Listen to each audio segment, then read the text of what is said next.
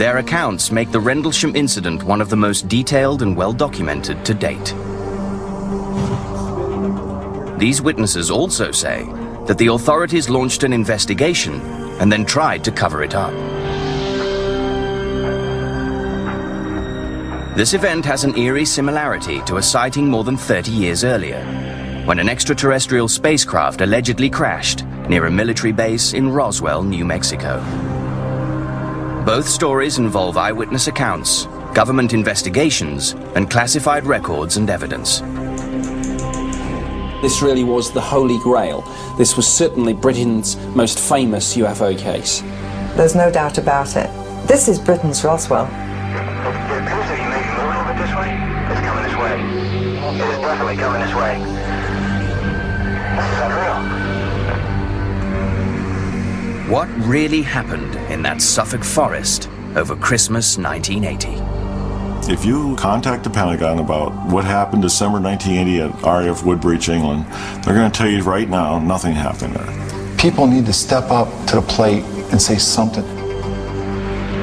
It happened, and it was real, and someone else visited Rendlesham Forest in 1980.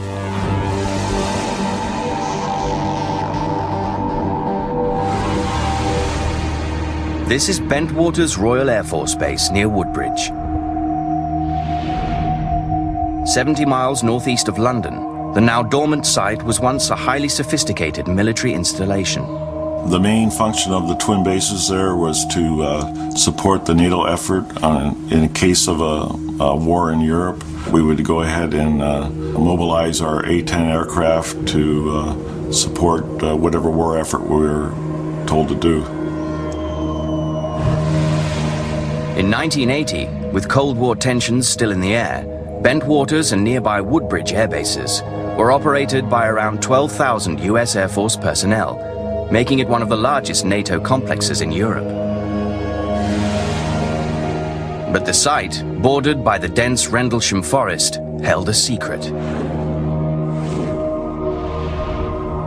This was Bentwaters' top-secret weapons storage area. Exactly what was kept here is officially classified, but researchers and observers agree that a massive nuclear arsenal was stockpiled beneath these concrete bunkers. The extraordinarily secured underground bunkers with alternating layers of steel, concrete, earth, held something like 300,000 kilotons of nuclear ordnance. The American airmen who staffed this base were highly skilled, trained to deal with life and death situations with a cool, clear head. And that makes the events at Rendlesham even more mysterious, because what they claim to have seen on Christmas night 1980 made these thick-skinned military men shudder. At 3 a.m., Airman John Burroughs was patrolling the east gate of Woodbridge Air Base, part of his normal routine as a security policeman. Security did the airfields, weapon storage areas, and stuff like that. You controlled the entry of the base. The 20-year-old had joined the US Air Force 2 years before and had been stationed at Bentwaters for about 18 months. That night, everything appeared normal.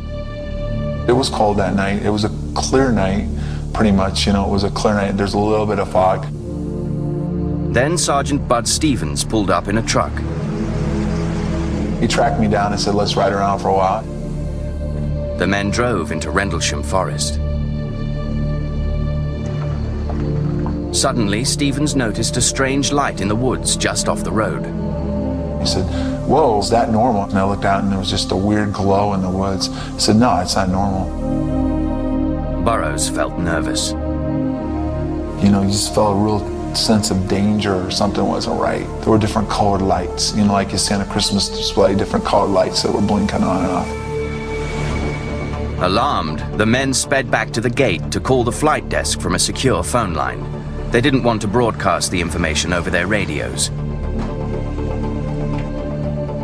At Burroughs' insistence, the call was transferred to the base's Central Security Control, or CSC. The shift commander dispatched Sergeant Jim Peniston to the site. Peniston had been a security policeman with the Air Force for 7 years. They told me I need to go out the east gate, we have a situation out there. And I said, what type of situation? He said, well, I'd rather have the on-scene patrolman tell you what that is. I says, well, can it wait? No, you gotta get out immediately. Within minutes, Penniston and his driver arrived at the east gate. Burroughs and Stevens directed his attention to the woods. I seen this multicolored yellow and red. It was about, 200-300 meters away. And it looked like an aircraft crash immediately. That's the color that you get from titanium and fuel burning. Penniston called back to CSC to get clearance to investigate a possible downed aircraft.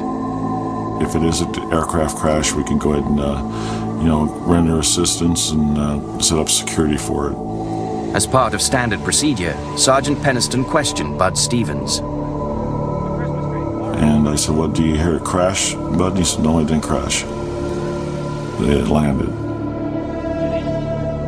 Stevens was too frightened to help with the investigation. He returned to his post, and Burroughs and Penniston proceeded without him.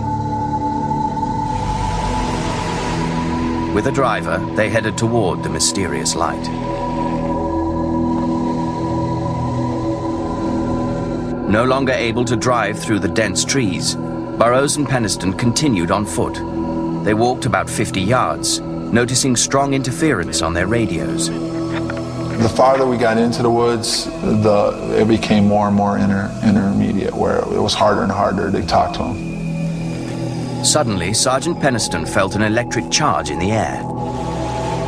I've been in excitable situations before on duty, and I know the adrenaline feeling, but this here was different. You could feel it on your clothes, your face, your hair. The closer they moved toward the light, the less the scene resembled a crash. It didn't have no smell of smoke, and it was too contained. It was just like one ball out there. We came into a clearing, and then that's when it was like a bright light lit up the whole area. It was almost blinding. Sergeant Penniston approached within 10 feet of the object, and the bright light dimmed. His eyes adjusted, but he still couldn't take in what he was seeing. I'm a rational person. I wanted a rational explanation of what was going on. I could not come up with